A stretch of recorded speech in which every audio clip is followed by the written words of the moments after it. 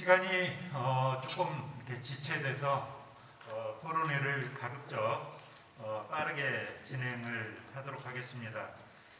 오늘 토론회의 제목이 새만금 30년의 대장정 토론회, 그리고 부제로 어제와 오늘 그리고 내일을 향한 힘찬 발걸음입니다. 그래서 제가 어제 자료를 받고 이렇게 우리 발제해 주신 우리 김현숙 교수님, 또 우리 오광식 연구원장님의 이렇게 내용하고 이 제목하고를 보니까 너무 이 발제 내용만 가지고 토론을 하기에는 우리 제목 자체에 비해서 너무 협소하다라는 생각이 좀 들어서 그대로 그 발제 내용 플러스 일단 두 가지 방식으로 제가 갑자기 바꿔서 토론회를 진행을 하겠습니다.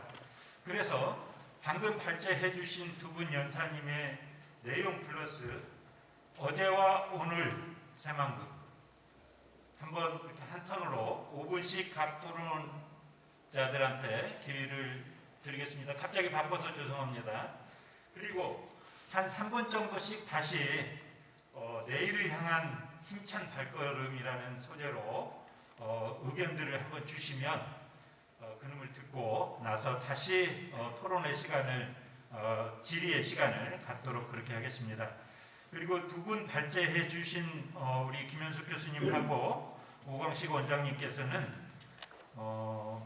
일단 여기에서 다시 5분씩 드리는 것은 생략을 죄송합니다만 시간상 하겠습니다. 하고 나중에 질의응답 시간에 질의를 해주시면 플로어에서 질의를 받도록 그런 순서를 갖겠습니다. 그래서 처음 우리 지금 그 순서대로 나와 있는 대로 우리 그대로 진행을 좀 하겠습니다. 방금 아까 사회자께서 소개를 해주셨습니다만 원래 그 순서에 보면 우리 안호영 의원님, 그 다음에 완주 진안 무주 장수군 지역구로 계신 안호영 의원님, 더불어민주당 새만금 그림뉴딜 특별위원장이십니다. 다시 한번 인사 하시죠. 짧게. 네. 예, 반갑습니다. 전북 방금 소개받은 대로 전북 완주 진안 무주 장수 지역의 안호영 의원이고요. 지금 국회에서는 환경노동위원회 간사를 맡고 있고 저희 더불어민주당 중앙당에서 새만금 그린딜 특별위원회 위원장을 맡고 있습니다. 오늘 새만금 30주년을 맞아서 새만금의 과거와 현재 미래를 짚어보는 이런 토론회 자리를 마련해 주신 서창훈 전북일보 회장님을 비롯해서 우리 윤석전 사장님, 또 많은 후원해 주신 많은 기관들께도 진심으로 감사드린다는 말씀드립니다. 고맙습니다. 다음은 경북도 새만금 해양수산국장님 윤동욱 국장님 인사하시죠. 네, 여기 있습니다. 네, 안녕하세요. 전라북도 새만금 국장 윤동욱입니다. 아무튼 우리 안영 의원님께서 말씀을 해주셨다시피 새만금이 이제 30년에 접어들었습니다. 이런 접어드는 기간에 우여곡절도 많고 희망적인 얘기도 좀 많이 있었는데요. 아무튼 오늘 이 뜻깊은 자리를 만들어주신 우리 전북일보 서창훈 회장님을 비롯한 전북일보사 관계자분, 또 이 자리를 빛내주시고 후원해주신 여러분께 다시 한번 감사의 말씀을 올립니다. 네, 감사합니다. 예, 감사합니다. 다음은 전북대학교 박영기 교수님. 네, 전북대학교 박영기입니다. 제가 지금까지 새만금에서 느꼈던 점과 딱 이 시간에 하고 싶은 이야기는 해수유통의 본질에 대해서 말씀드리겠습니다. 그리고 이런 토론 기회를 주신 전북일보에 감사드립니다. 이상입니다.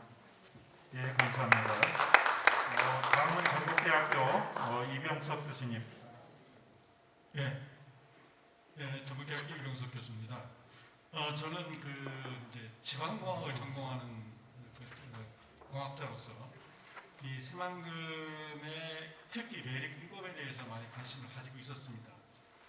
그런데 한 10여 년 전에 이제 오광식 사장으로부터 새만금 매립공법에 대해서 아이디어 그 공법에 대해서 얘기를 듣고 거기에 대해 또 분석을 했을 때 실현 가능한 공법이 아닐까 하고 있었는데 또 오늘 이와 같은 토론에 참석할 수 있는 기회를 주셔서 감사합니다.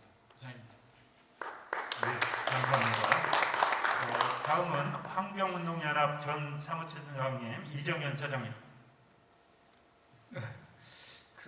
오늘 두 분 발표고 개인적으로도 잘 알고 있는 분들이고 어떤 주장을 하셨는지 잘 알고 있는데요.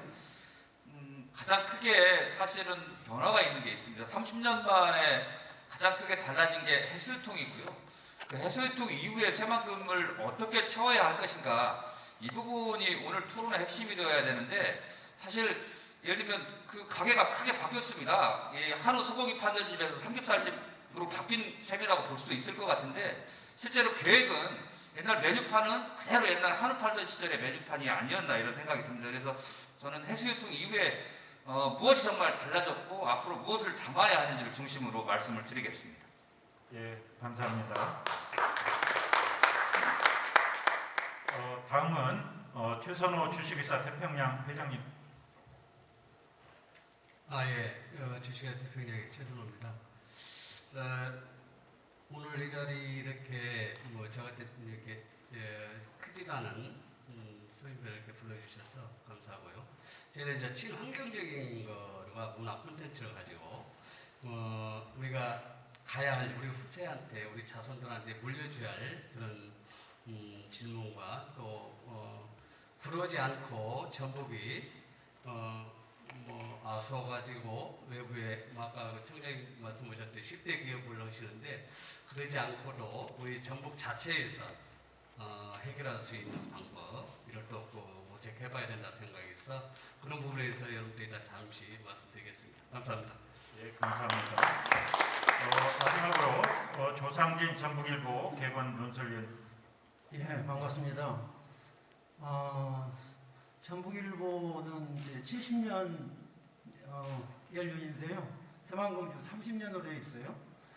근데 새만금 30년의 대장정이라고 그러는데 실질적으로는 아마 이게 100년 정도 걸리지 않을까 저는 그런 생각을 갖습니다. 왜냐 그러면은 지금 새만금이 1991년도에 방조제를 착공했는데 실제로 새만금 구상이 나온 게 1971년도부터입니다.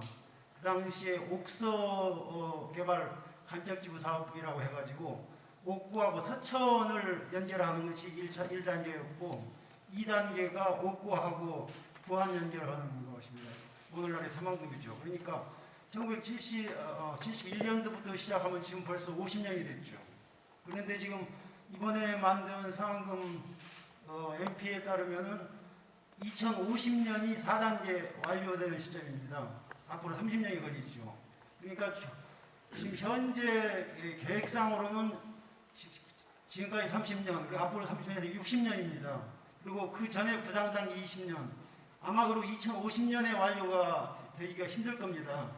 결국은 20년, 30년, 30년, 20년 해가지고 약 100년 사업이 되지 않을까 그렇게 생각이 됩니다. 아마 여기 계신 분들 중에 완료되고 그 이후까지도 우리가 볼 수 있을지 어떻게 보면 어마어마한 사업이죠. 그리고 전북일보가 그동안에 굉장히 많은 관심을 가지고 있었습니다. 저도 역시 지난번 2004년도라든지 그 당시 14년도던가요? 그때 11년 MP 만들 당시에도 국토연구원 가가지고 그때도 이제 패널로 참여해서 저도 의견도 개진하고 계속 관심을 가졌습니다만 워낙 큰 사업이고 또 특히 전라북도 같은 경우는 그동안에 많은 문제도 없지 않았습니다만 도민들의 신앙과 같은 그런 사업이다 보니까 굉장히 중요한 거죠. 좀 오늘의 토론 질의뿐만 아니고 큰 틀에서 몇 가지만 말씀드리도록 하겠습니다. 감사합니다. 네, 감사합니다.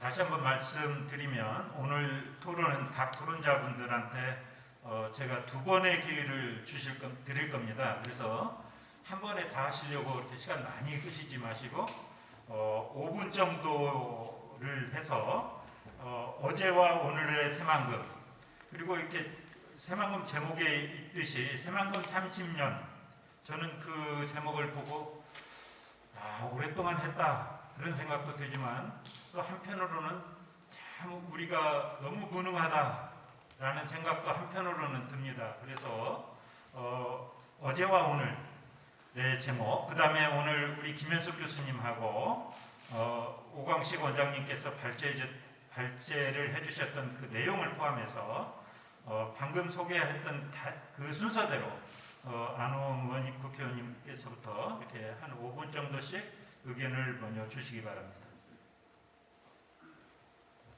예, 안호영 의원입니다. 먼저 우리 발제사님께서 방식을 갑자기 바꾸셔가지고 한번 원래 준비된 내용이 있습니다만은 그걸 기준으로 하되 또 필요한 만큼 또 의견을 말씀드리도록 그렇게 하겠습니다. 먼저 잘 아시는 것처럼 새만금의 어제, 그러면은 지금 91년 방조제를 받기 시작해서 지금까지 30년 세월이 흐르는데요. 큰 틀에서 총평을 좀 해보자면 지금 문재인 정부 이전까지는 기존에 물론 새만금 기본 계획이 있었습니다만은 그런 기본 계획에 따른 이런 기반 시설을 갖추는 그런 정도 단계, 그리고 또 기반 시설 갖추는 것마저도 부족한 단계였는데 문재인 정부 들어서 기본적으로 새만금 국제공항이라든지 또 항만 문제라든지 또 새만금 고속도로, 또 동서도로, 남북도로 이런 각종 기반 시설과 관련해서는 대강의 이제 그 그림들이 확정이 좀 되었고 또 일부는 속도감 있게 진행이 되어서 큰 틀에서 이렇게 완성을 우리가 바라볼 수 있지 않았을까 이런 생각을 했는데 다만 이제 그럼에도 불구하고 조금 부족했던 부분들은 만약에 여기에 예를 들어서 그런 교통과 관련된 기반 시설들이 다 완성이 된다 하더라도 과연 이 새만금에 무엇이 들어서서 우리 전라북도나 우리 대한민국을 먹여 살릴 먹거리가 될 수 있을까, 이런 그 사업 내용들을 뭘로 채울까에 대한 그런 고민이 솔직히 좀 있었다고 생각을 합니다. 그런데 문재인 대통령 그러니까 2017년도, 18년도 들어서 이제 그 무렵에 여기를 재생에너지 비전 선포식을 하고, 그리고 이제 작년부터 한국형 그러니까 K-뉴딜에 관련된 이런 디지털 뉴딜, 그러니까 4차 산업 시대에 대비한 디지털 뉴딜, 그리고 기후위기 시대에 대비한 그린 뉴딜을 중심으로 하는 한국형 뉴딜을 선언하면서 실제로 우리 새만금이 이런 내용으로 좀 채워지면 좋겠다, 이런 K-뉴딜의 선도 모델로 채워지면은 제대로 된 새만금이 되지 않을까 하는 그런 희망을 갖게 됐었는데요. 그런 과정을 거쳐서 몇 가지 계기를 거쳐서 이제 지금은 새만금의 미래를 우리가 그릴 수 있게 되었다, 이런 말씀을 좀 드리고요.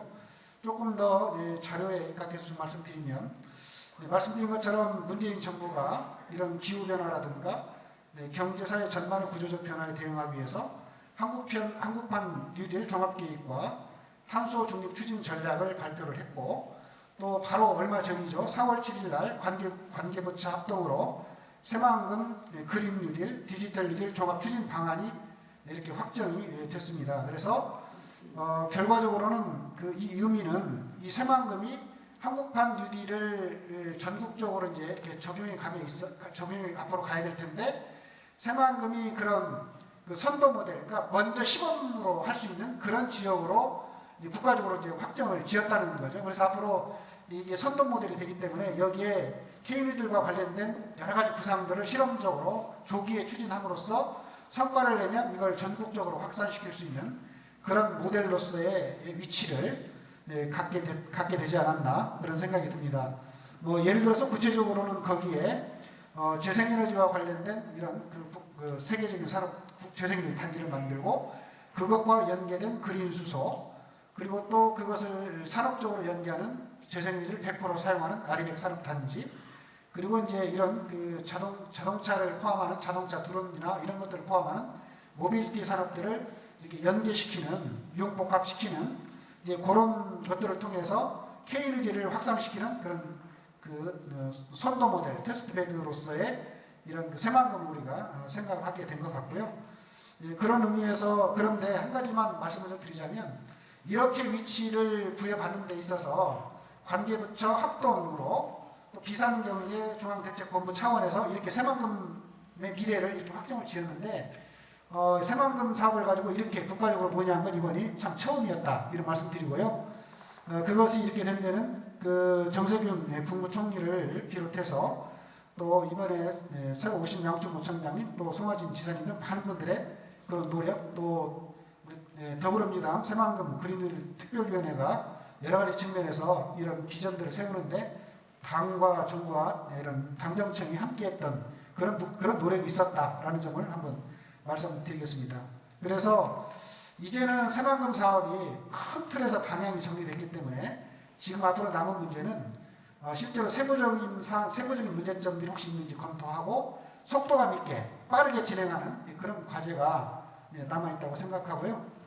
몇 가지 이제 그런 점과 관련해서 우리 발제자님들께서 이렇게 쭉 발제한 내용들이 있는데 발제자님 저기 몇 분 정도 지났습니까? 한 1분 남았습니다. 1분 남았습니까? 네. 그러면 1분 정도 말씀드리고 이따 추가로 다시 말씀을 드릴 건데요. 먼저 우리 그 해양 생태 관광 측면에서 김현숙 전 청장님께서 발제를 통해서 관광 개발을 위해서는 문체부가 참여하는 것이 필요하다 이렇게 말씀을 하셨습니다. 그래서 새만금을 친환경 생태 도시를 만들어가고 이런 문화적 자본을 잘 활용해서 관광 사업의 모델을 개발할 필요가 있다 이런 취지의 말씀하셨는데 저도 전적으로 그 부분에도 동의하고요. 다만 이제 이게 지금 정부 정책적으로 보면 이 관광 사업의 이런 분야들이 이제 중앙 정부에서 하던 것이 지자체로 많이 내려왔기 때문에 앞으로 이런 부분에 대한 투자를 함에 있어서는 이런 지방자치단체가 좀 더 주도적으로 하면서 국가가 좀 보조하는 형태로 이런 형태로 아마 추진이 돼야 되지 않을까 그런 생각이 듭니다. 그 다음에 이제 그 새만금 개발 계획에 따르면 이번에 얼마 전에 2월 14일 2월 달에 확정이 됐죠.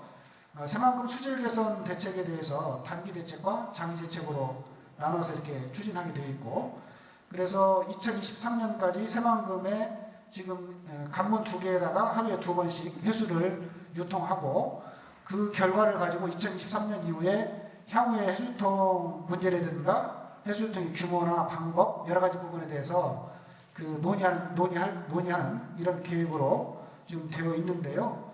그렇다면 제 입장에서 봤을 때는 2023년까지의 그 과정이 좀 무엇을 할 것인지가 좀 중요하다고 생각합니다.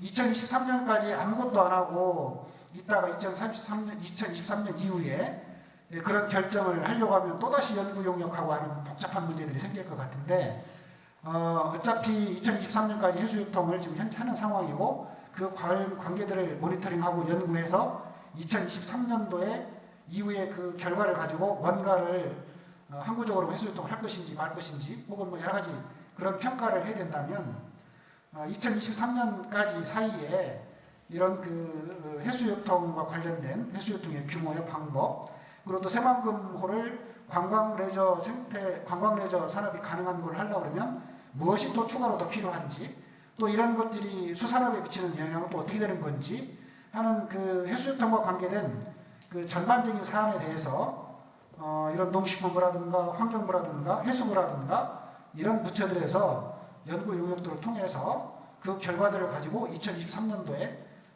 큰 의사결정을 하는 이런 구조로 해야지 그렇지 않고 그걸 안 했다가 2023년 이후에 한다는 것은 상당히 큰 문제가 있을 수 있다. 이런 점을 우선 말씀드리고요.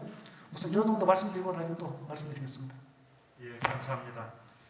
아무래도 그 우리 안 의원님은 새만금 더불어민주당 새만금 그린뉴딜 특별위원장이시니까 전체적인 그 그린뉴딜 특별은 시각으로 말씀을 주로 해주셨습니다. 전체적으로 지금 현재 추진하고 있는 그런 사업 내용들 또 문재인 정부 들어서 우리가 K뉴딜, 디지털 뉴딜에 꽃이 될 수 있도록 새만금이 어떻게 발전했으면 좋겠냐라는 이야기를 해주셨고 또 2023년도에 우리가 관광 레저 타운이 되기 위한 어떤 기본 계획이 2023년도까지는 잘 설정이 돼야 된다라는 말씀을 해주셨습니다. 감사드리고 다시 한번 이따가 말씀을 후에 드릴 때는 제가 보기에는 어떻게 이 전라북도의 역량을 결집해서 이 새만금이 좀 더 속도감 있게 이렇게 추진을 할 수 있을까? 저는 그 거제 신공항을 보고 왜 전라북도는 저렇게 못 올까라는 생각을 좀 해봤습니다. 그래서 내년에 대선도 있고 하니 우리 안 의원님 그런 의견을 다음에 두 번째 하실 때는 좀 한번 더 주셨으면 좋겠습니다. 우리 다음은 우리 윤동옥 전북도 새만금 해양수산국장님께서 말씀을 해주시죠. 네, 그 새만금국장 인동입니다. 앞에서 안호영 의원님께서 정말 희망적인 얘기, 그다음에 세밀한 그 분석 얘기 말씀 많이 해주셨는데 저는 이번에 그 바뀐 기본 그 MP에 대한 변경된 부분에 대해서 그 김현숙 전 청장님께서 설명했지만 여기에 그 바뀐 그 주요 내용하고 여기에 따라서 전라북도 역할 앞으로 과제가 뭔지 그거에 대해서 좀 간단히 좀 설명을 좀 드리겠습니다. 제가 그 말씀을 안 드려도 아마 그 새만금 사업은 우리 전라북 도민의 잘 살 수 있을 거라는 그 기대와 일망 속에서 탄생한 사업이고 추진된 사업입니다. 우리 아까 모두의 그 지사님 축사말씀처럼 전라북도의 한과 혼이 서른 사업이기도 합니다. 그런데 첫 사업을 뜬 지도 30년이 됐는데 어때 프로에서 누가 한 번 더 말씀을 해주셨는데 아직까지 이렇게 미흡하냐, 추진이 덜 되고 있냐, 땅이 언제 보이냐 이런 말씀을 좀 많이 했는데 담당하는 저희 그 국장으로서 참 저도 마음이 아프고 새만금 갈 때마다 조금 더 빠른 그 개발이라든지 조금 더 빠른 컨텐츠를 좀 그 펴가지고 새만금 사업이 좀 추진됐으면 좋겠다 하는 마음이 계속 가슴을 좀 짓누르긴 합니다. 그래서 수치상으로도 보더라도 원래 그 작년 말이었습니다. 작년 말까지 원래 새만금 원래 계획상 72.7% 정도 매립이 완료돼가지고 추진이 됐어야 되는데 잘 아시겠지만 뭐 정치적 이슈라든지 환경적 이슈 때문에 여러 차례 중간과 반복을 뱉어가는 과정에서 많이 늘었는데 올해 그 작년 말에 비교를 해보니까 아마 매립이 완료된 부분은 한 12.7%고요. 그 다음에 진행 중인 부분과를 합쳐서 42.7%이기 때문에 앞으로 좀 빨리 속도감 있는 추진이라든지 여기에 대해서 근본적으로 접근하는 방법을 좀 달리 해야 되겠다 이런 판단이 좀 됩니다. 그래도 다행스러운 게 아까 그 안호영 의원님께서도 말씀하셨는데 문재인 정부 들어가지고 이게 원래 그 민간주도 사업 위주가 많았습니다. 근데 공공주도 그 매립을 좀 주도할 수 있는 새만금 공사 설립이라든지 그다음에 새만금 재생에너지 비전 선포를 통해서 재생에너지 사업이 추가되고 지금 추진되고 있고요. 제일 새만금 사업의 절실한 사업입니다. 기본 SOC를 만드는 그 지역의 트라이포트 구축 사업, 국제공항이라든지 신항만이라든지 새만금항 인임철도 사업이 예타 사업에 선정도 되고 면제도 되고 지금 추진되고 있고요. 지금 그 공공주도 사업의 첫 시작이죠. 작년 말에 스마트 수변도시 착공이라든지 동서도로 개통이 되고 있는 그 상황입니다. 그리고 국가예산 측면에서도 저희가 2019년부터 3년 연속 1조 원 이상의 그 사업비가 확보된 것 동시에 우리 그 동맥과 같은 거죠. 새만금 전주의 고속도로라든지 주요 SOU 사업이 계획대로 지금 추진이 되고 있습니다. 특히 이번에 그 MP 변경이 2월 28일 날 있었는데 우리 그 전 청장님께서도 설명 말씀해 주셨는데 여러 그 모든 사업이라든지 개발이 다 마찬가지겠지만 시대의 변화와 산업 여건에 따라서 당연히 수정되게 되어 있습니다. 그래서 이번에 그 새로운 비전과 실행력이 확보한 사업으로 좀 바뀌었는데요. 신재생에너지 클러스터를 기본하는 새만금 역할을 그린 뉴딜과 신산업 중심지로 재정립을 하고 가장 이 부분이 좀 저희 그 전라북도뿐만 아니라 새만금을 추진하는 입장에서 좀 긍정적인 측면인데 기존 그 사업들은 청사진 위주로 이렇게 관광대전지를 만들겠다, 산업용지를 만들겠다 이런 사업이 기본 계획으로 정해졌는데 2단계에는 78%, 3단계는 87%, 그다음에 50년이 되는 4단계에서는 100% 완료를 하겠다. 단계별 개발 로드맵이 세팅이 됐습니다. 그래서 속도감 있는 추진할 수 있는 근본적인 기반 마련과 실행 계획이 준비되고 있다. 이렇게 좀 설명을 좀 드리겠습니다. 또 하나 긍정적인 측면에 대해서는 저희가 국제용지가 가장 많은 지금 수요라든지 개발 가능성이 높은 지역입니다. 이런 권역에 아까 아까 모두에서 말씀드렸다시피 민간 위주의 사업 개발이 좀 있다 보니까 그 진척이라든지 내용이 없습니다. 아까도 말씀드린 스마트 수변 도시가 작년 말에 새만금 개발공사를 통해서 추진이 됐는데 공공지도로 개발을 하는 게 확정이 돼서 좀 추진이 됐고요. 특히 그 이번에 기본계획에 반영한 중에서 간선도로 기반 시설도 대정 사업으로 추진할 수 있도록 근거가 마련이 됐다. 그런 그 내용이 포함이 돼서 이번 MP를 통해서 더 가일차게 새만금 개발이 되지 않을까 그런 희망이 좀 있고요. 특히 관광매주 용지에 대해서 민과 관이 공동 개발할 수 있는 근거가 마련되어 가지고 새만금 내부 개발에 대한 컨텐츠 채우는 작업에도 충실할 수 있는 계기가 될 수 있을 것 같습니다. 이게 기본 계획은 지금 그 새만금 위원회를 통해서 변경이 됐지만 앞으로 후속 작업을 좀 더 많이 해야 됩니다. 이게 새만금청에서 아마 와서 설명을 해줬으면 더 좋았을 텐데 기본 변경에 따라서 권역별 관리 지침을 좀 만들게 돼 있는데 세부 실행 계획 자체에 저희가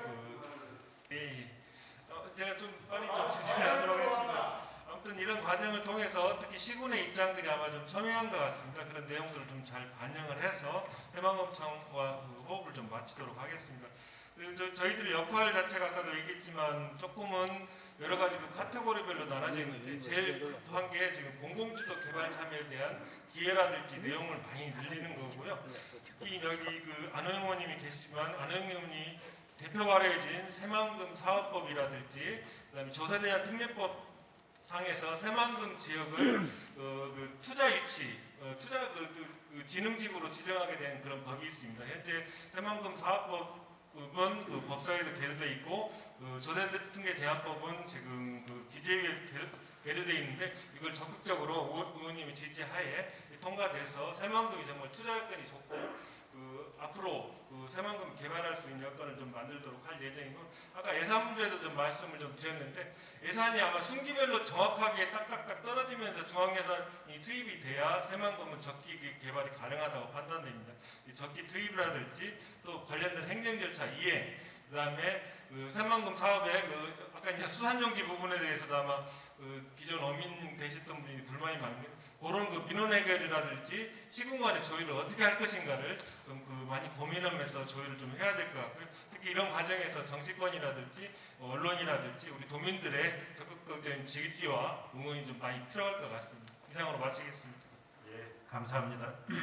우리 윤 국장님이 그 담당 부서 국장님으로서 우리 새만금 지금 현재 추진하고 있는 상황에 대해서 전반적으로 이렇게 말씀을 잘 해주셨습니다. 특히 우리 국가예산 1조 원 이상의 지금 사업비를 확보해서 이렇게 추진하고 있고 아무래도 기존 기본계획이 변경되다 보니까 새로운 계획에 맞는 어떤 그런 후속 작업들이 제때제때 잘 이루어져야 된다는 말씀을 해주셨습니다. 대단히 감사드리고 또 중간에 이렇게 인터럽트 된 것에 대해서 다시 한번 죄송한 말씀을 전합니다. 이어서 우리 박영기 전북대 교수님께서 말씀을 해주시겠습니다. 예, 저는 지정 토론의 주제를 새만금의 슬픈 자화상과 해수유통의 본질에 대해서 말씀드리겠습니다. 제가 새만금 환경영향평가 조사 업무를 참여했던 때가 89년도고 90년도입니다. 그래서 이제 그때 제 나이가 30살이었는데 지금 이렇게 세월이 30년이 흘렀습니다만 지금도 새만금의 현실을 바라보면 가슴 한 곳이 답답하고 새만금을 전북인의 슬픈 자화상이라고 바라보면서 지금부터 제가 새만금의 판도라의 상자를 하나하나씩 열어보겠습니다. 새만금 역사에서 가장 큰 전환점은 크게 두 가지가 있었습니다. 한 번은 뭐였냐면 새만금 사업이 환경 영향이라든가 수질, 경제성 등의 문제가 있으니까 민간 공동조사단을 구성해가지고 14개월 동안 공동조사를 실시했지만은 거기에 대한 문제점, 보완 대책, 구체적인 연구 결과가 나와가지고 정부에 제시되었지만 명확한 결론이 없었습니다.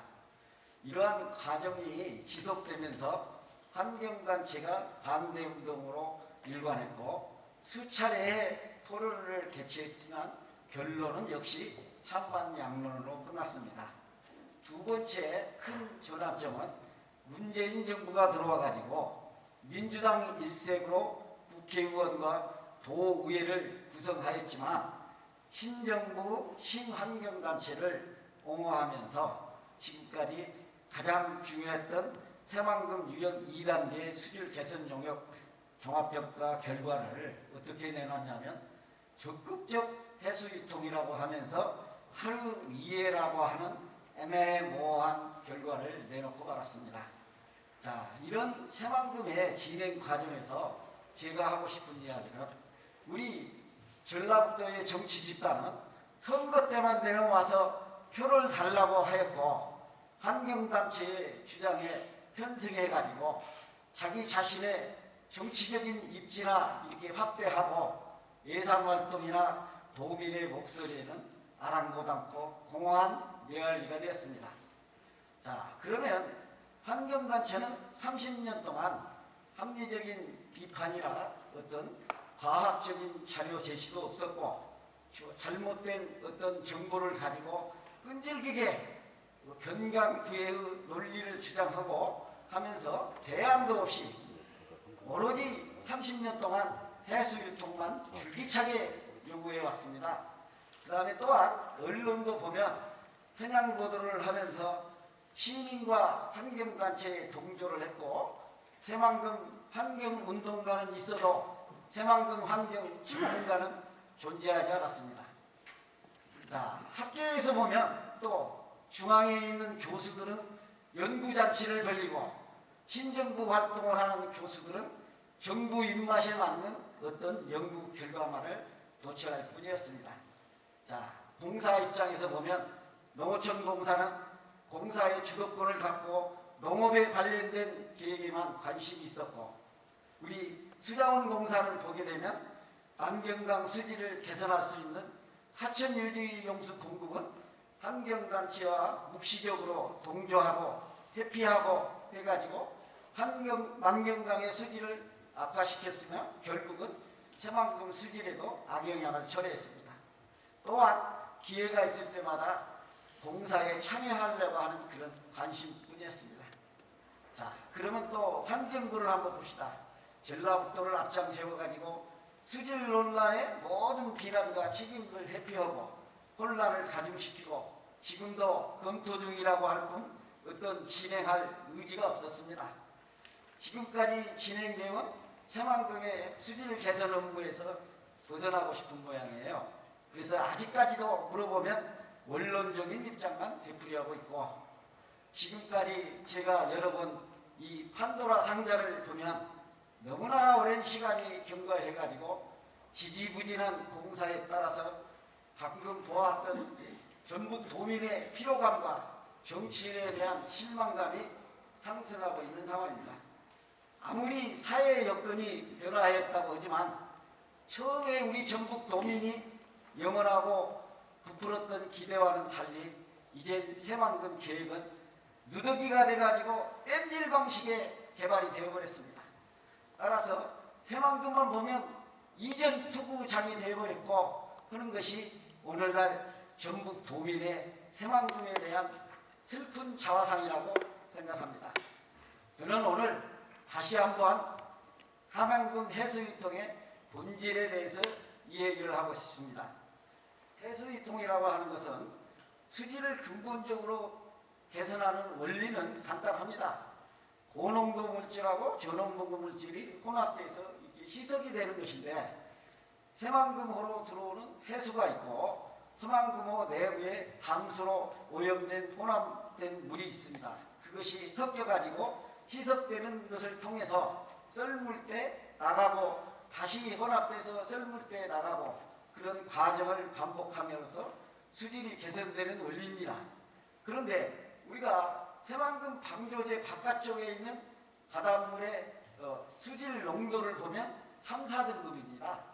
그러면 여러분 아무리 많은 해수가 들어와서 혼합되더라도 3, 4등급 이하로는 갈 수가 없습니다. 그런데 새만금에 오염된 물이 3, 4등급보다 높다고 하면 어느 정도 효과는 있겠죠. 그러나 그것은 단편적인 효과일 뿐이지 분명히 한계점이 있다. 그래서 결과적으로 많은 해수가 들어온다고 해도 수질은 해수량에 비례하지 않는다.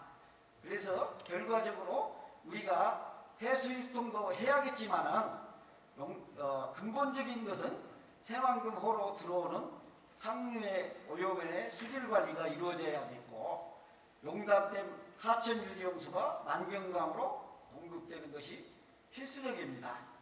그런데 우리가 봤을 때 환경운동가들은 환경의 수질을 개선하는 것이 근본 목적인데 만경강의 수질을 개선하는 게 아니고 만경강의 수질이 악화되게 만들어가지고 해수유통만 주장하면서 계속 해수유통하라 해수유통하라 합니다. 여러분 지금까지 30년 동안 해수유통 한 번도 멈춰본 적이 없습니다. 차라리 그런 잘못된 정보를 이야기하는 게 아니라 해수유통을 확대하라 하는 게 맞지 않습니까? 그러면서 환경운동에 그러한 이중성을 보이고 다른 또 새만금호의 수질 관리 대책 중에 하나는 뭐냐면 내부에 쌓인 퇴적토에 있는 영양물질이 주변에 있는 환경 조건에 따라서 용출돼서 다시 나옴으로써 내부의 오염과를 가중시키는 겁니다. 그래서 그런 호내의 관리 대책이 반드시 필요하다. 그런데 우리가 해수유통 방법을 뭐라고 얘기했냐? 하루에 2회. 저는 공항하는 사람으로서 어떻게 하루에 한 번, 두 번 그런 말을 쓰는 게 아니고 현재 우리가 호내의 관리 수위가 마이너스 1.5가 있으니까 호내의 관리 수위 마이너스 1.5를 유지하면서 어떤 방법으로 해야 가장 최적인 수질 개선할 수 있는 방법인가를 찾아야 합니다. 그러면 그게 두 번, 한 번이 아니고 숨은 게이트 오퍼레이팅을 통한 숨은 조작의 룰, 규정을 개발해야 하는 것이 가장 급선무라고 생각합니다.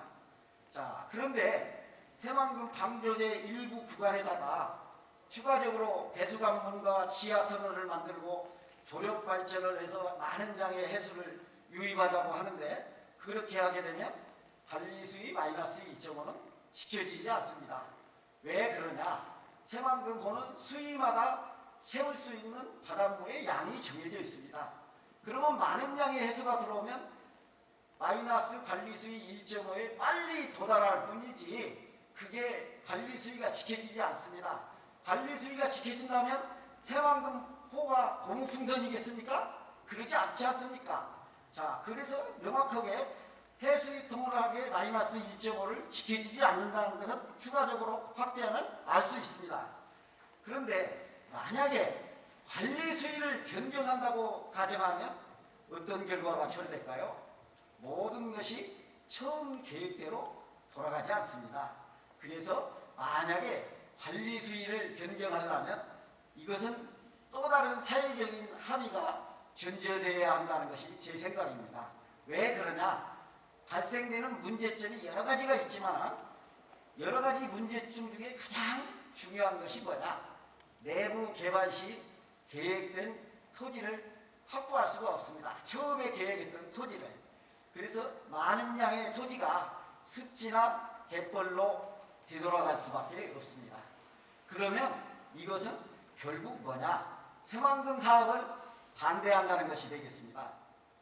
자, 그러면 아까 주장한 대로 새만금 일부 구간에 조력발전을 건설해서 수질을 개선한다고 하면 예상되는 수질 결과가 어떻게 나올 것 같으냐 하면 제 생각으로는 현재 시와호의 수질 수준이 될 것입니다. 왜 그러냐면 현재 시와호의 수질은 한국해양환경조사연구에 따르면 2017년부터 19년까지 3년 동안 우리가 경점별로 따져보니까 수질 1등급을 나타내는 것은 극소수고 대부분이 3등급에서 5등급을 유지했습니다. 그런데 목표 수질을 따져보니까 2026년에 2등급이에요. 그리고 방조제 안쪽에 10개 지점이 있는데 그 지점에 있는 모든 수질이 수질 미달성입니다. 그리고 나머지 예측에 있는 수질도 3, 4등급이에요. 그러면 예측에 있는 수질이 3, 4등급인데 3, 4등급 아래로 어떻게 갈 수가 있겠습니까?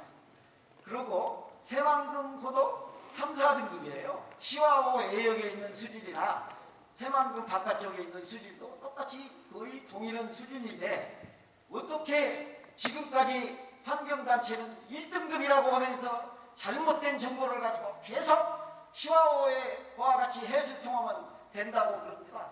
근데 실제 시와호는 지금 1등급이 아니지 않습니까? 그러면 여러분은 그것을 잘 생각해 보셔야 합니다.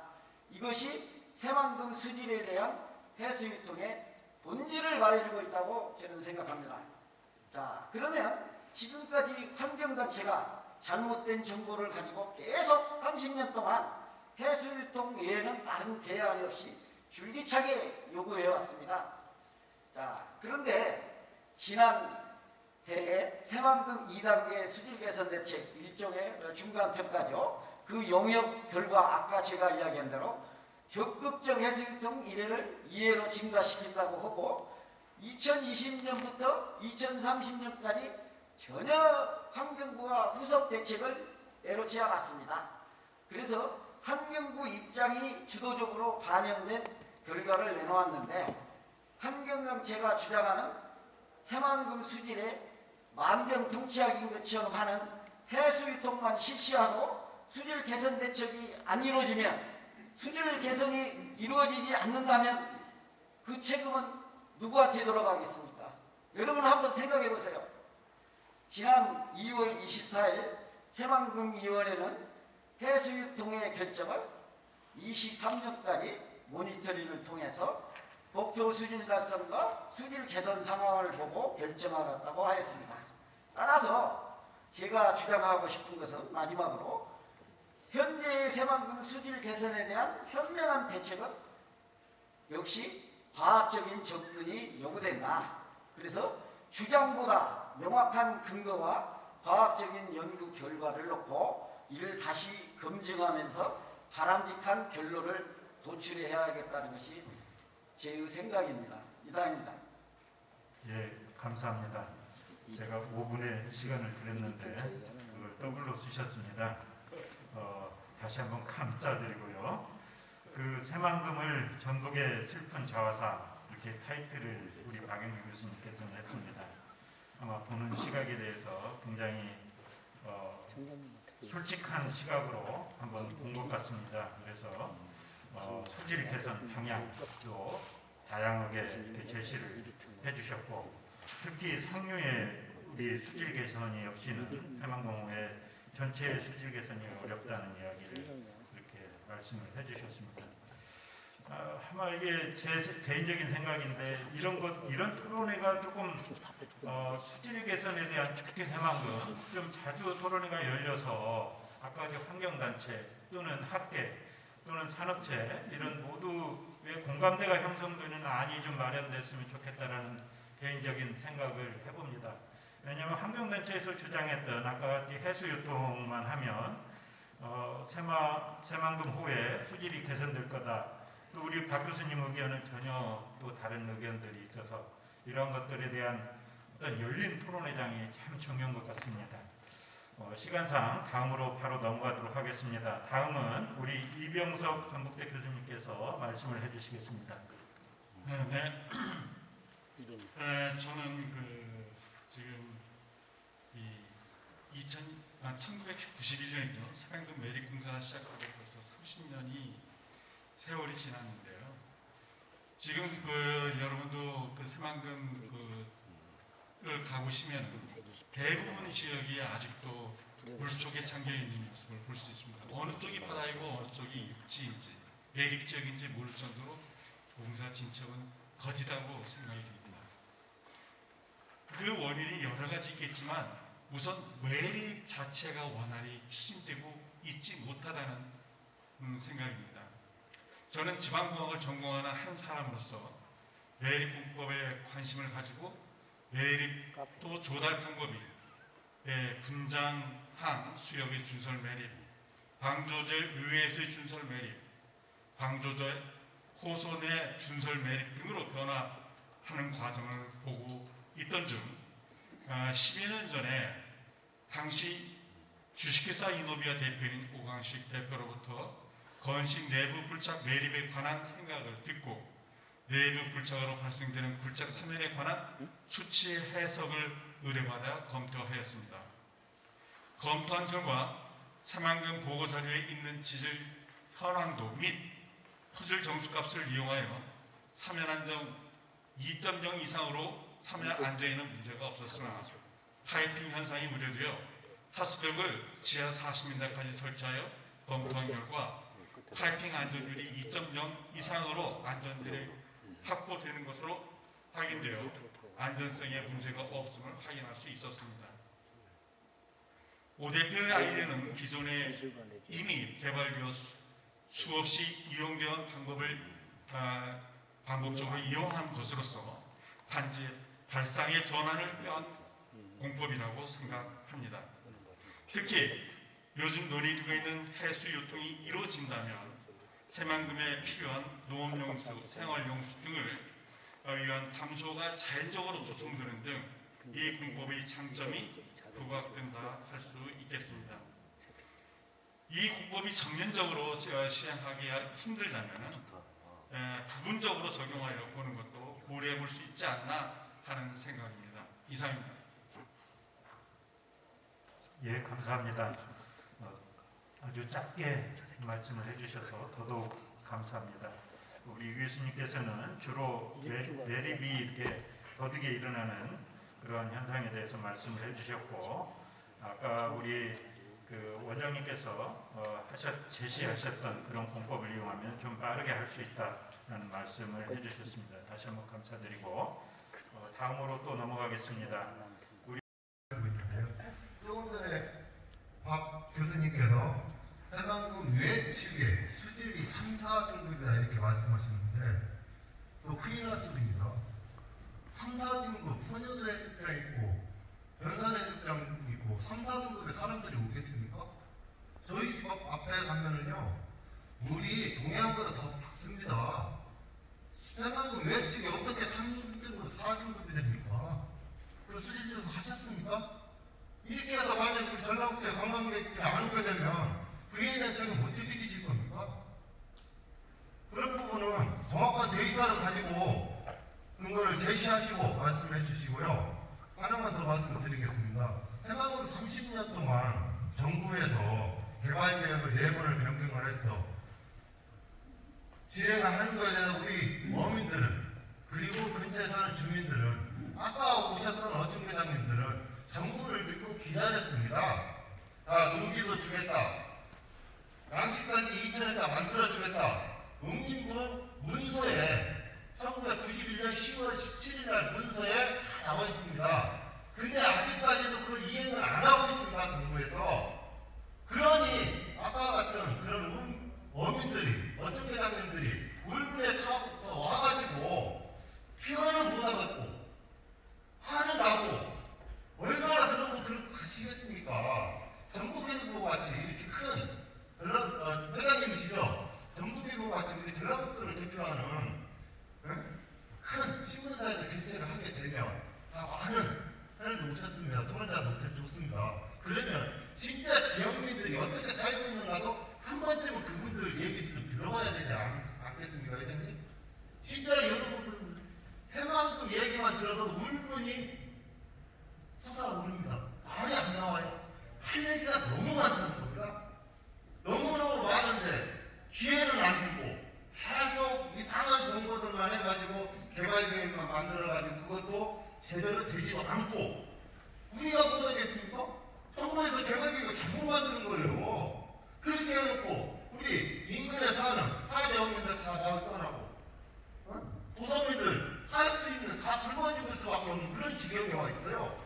자, 관광 지역으로 다 묶어놓는데 선유도를 포함한 문제들이 다 있어요. 몇십 년 동안 아무것도 못해요. 불법으로 다 장사해서 먹고 살아야 됩니다.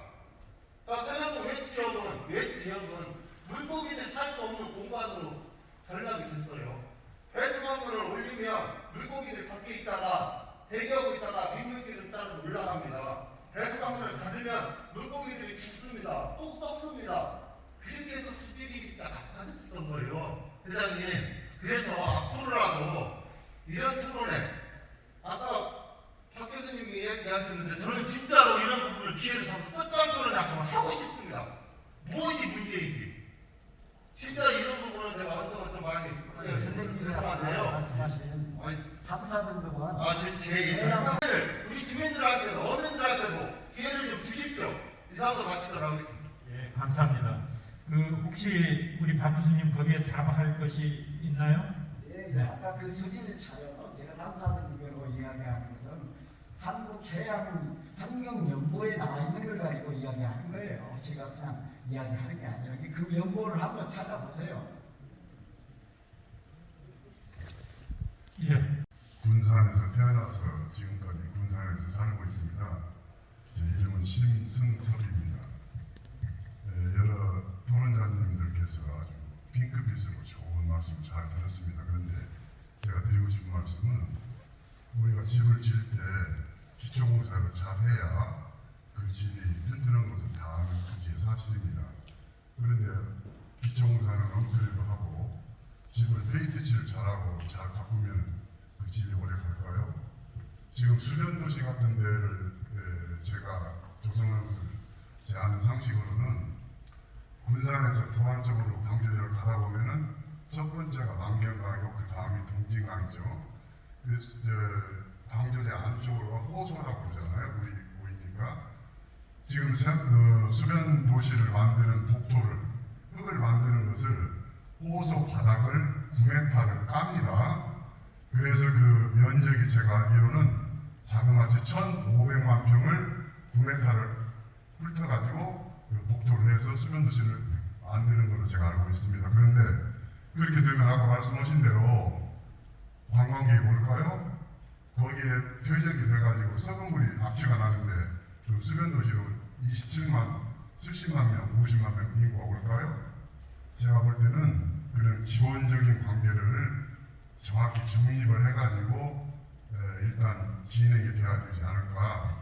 그게 핵심인데 그것은 도의시하고 아래에 있는 하수관이나 통신관이나 전기관이나 뭐 여러 가지 관은 아무렇게나 묻고 집만 지어가지고 기능을 할 수 있을까요? 저는 그 점을 지적하고 싶습니다. 감사합니다. 예, 감사합니다. 혹시 여기에 답하실 개발공사 측에서 조금 답변을 하면 좀 좋을 것 같은데, 아무튼 그 여러 가지 그 수원도시 개발에 따라서 군산 지역 그 시민들의 애로사항이라든지 건의사항, 문제점 제기자가 많이 있는 걸로 알고 있습니다. 특히 그 호소내를 준설을 해서 그 매립하는 방법을 가지고 아마 여러 가지 문제점을 좀 제기하시는 것 같은데, 그 내용도 개발공사든지 새마을공청에 전달해서 그 내용이 좀 정리되는 대로 또 질문하신 플로어 위원분들한테 제가 좀 답장을 하도록 이렇게 연락을 취해놓도록 하겠습니다. 저희가 활동하고 있는 통계우정가입니다. 앞에서 좀 의원스러운 말 많이 들었는데 저는 진실만을 가지고 활동하고 있고요. 그래서 거짓 정보로 일하고 있지는 않습니다. 앞에 박윤기 교수께서 새마을 방조제 밖의 수지 3, 4등급이라고 말씀을 하셨는데요. 제가 지금 바로 자료를 읽어드리도록 하겠습니다. 현재 새마을공호의 수질이 도시용지 대표 지점이 DL2 지점과 ML3 지점입니다. 다른 분은 몰라도 김현수 지점이 아실 겁니다. 이 DL2 지점이 올해 수질이 어떻게 되느냐라고 하면 T5C로 하면 DL2가 2 ppm이고요. ML3가 2.1 ppm입니다. 수질 기준으로 하면 1등급입니다. 정확히 나누면 1B등급입니다. 그리고 COD로 치면 작년까지 COD를 했거든요. COD로 치면 DL2 지점이 2.7 ppm이고요. 올해. 그 다음에 ML3가 2.6 ppm입니다. 역시 1B등급입니다. 그래서 현재 새마을호는 작년에는 COD로 방금 말씀드린 DL2과 ML3는 수질이 어떻게 되느냐, 각각 6.5 ppm과 6 ppm이었습니다. 4등급이었습니다. 작년에 4등급이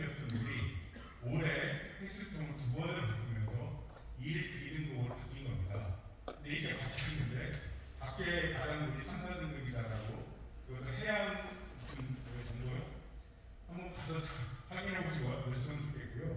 저는 박영희 교수님하고는 별로 얘기하지 않고 답변 안 하셔도 됩니다. 저는 안호영 의원님한테 말씀드리고 싶어서 드리는 거고요. 그게 내 집에 혼외를 이야기하시는 거 아닙니까? 혼외. 당연히 혼외를 얘기하는 거고요. 예. 혼외의 수준보다 더 좋은 게 호외의 수준입니다. 그 정도도 모르시면 아니 좀 뒤에 부수라니까. 레벨2가 어떻게 바뀝니까? 제가 호내라니까요. 예? 호내를 얘기하는 겁니다. 그러니까 바깥에요. 방정의 바깥에가 3, 4등급이라는 거지. 아닌 3, 4등급이라는 게 아니에요. 융복합한 그런 그 재생에너지 산업과 신산업 중심으로 재편 방향을 잡아서 가고 있는 건 맞고요. 그렇게 하고 있는 근본적인 이유는 아까 말씀하신 것처럼 지금 전 지구적으로 보면 지구 기후 위기가 아주 심각한 상황이 있고 이 기후 위기의 원인이 되는 온난화 현상들을 해결을 하는 거고 그 원인이 되는 이제 이산화탄소 발생을 줄여야 되는 그런 지구적인 과제가 있고 우리나라도 2050 선언을 하면서 넷제로를 선언한 상황입니다. 그런 측면에서 보면 이런 탄소 중립을 하기 위해서 에너지를 이렇게 재생에너지 중심으로 재편하는 것은 중요한 한 과제 중에 하나고요. 또 다른 측면에서 보면 탄소 중립을 하기 위해서 에너지 전환도 중요하지만 방금 말씀하신 것처럼 이런 산림 녹지를 어떻게 또 활용하느냐 또 습지를 어떻게 만드느냐 하는 부분도 어떤 기후위기, 지구 온난화 문제를 해결하는 데 중요한 이런 또 과제라고 생각이 됩니다. 그래서 앞으로 그 새만금 부분에 있어서도 그 주변에 여러 가지 습지들이 많이 있는 걸로 알고 있는데요. 그런 그 습지나 이런 부분들도 충분히 그 환경적인 의미에서 가치가 있다고 보기 때문에 이런 기후위기 측면에서 이게 역할을 할 수 있도록 좀 더 세심하게 좀 검토하고 반영될 수 있도록 검토하겠다는 말씀 드리겠습니다. 감사드리고 오늘 토론회를 참여해주신 프로자 여러분 또 발제자 여러분 대단히 감사합니다. 또한 오늘 그 토론을 주관해 주신 전국일보에도 다시 한번 감사를 드립니다. 안녕히 돌아가십시오. 이상으로 우리 새만금 30년 대장정 토론회를 마치도록 하겠습니다. 감사합니다.